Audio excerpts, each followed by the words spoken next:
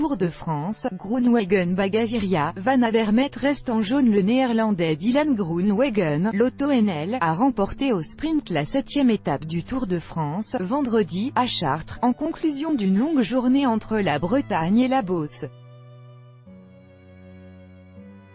Groenewegen, vainqueur de l'étape des Champs-Élysées l'an passé en fin de tour, a devancé les deux sprinteurs qui avaient accaparé les victoires depuis le départ, le Colombien Fernando Gaviria, 2e, et le champion du monde, le Slovaque Peter Sagan, 3e.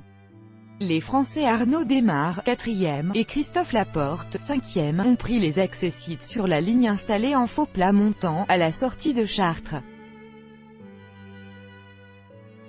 Le maillot jaune est resté le bien du Belge Greg Van Avermaet, BMC, en tête du classement depuis lundi dernier.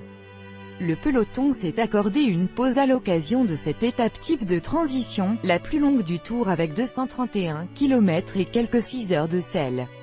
La journée s'est avérée tranquille pour les favoris du Tour. Hormis une première accélération en début de haut-course et un coup de chaud, à moins de 100 km de l'arrivée, quand plusieurs équipes, AG2R La Mondiale, Trek, Movistar, ont brutalement accéléré, des candidats au podium, seul l'Irlandais Dan Martin a été piégé. Mais il a pu revenir quelques kilomètres plus loin. Le mouvement a condamné le Français Johan Offredo, qui s'était lancé dans une échappée solitaire après 34 km de course. Laurent Pichon est parti à son tour à l'aventure à 84 km de l'arrivée. Le Français a fini par payer sa solitude et a vu le peloton revenir à 38 km de Chartres. Dans le final, le peloton n'a accéléré que dans les tout derniers kilomètres.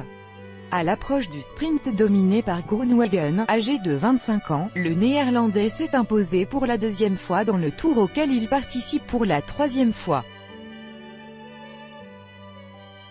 Groenewegen, passé professionnel en 2015, compte 31 victoires à son palmarès, 10 pour la saison en cours. Samedi, la 8e étape conduit de Dreux à Amiens, 181 km.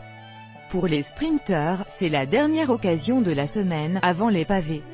Tout droit de reproduction et de représentation réservé, copyright 2018, Agence France Presse.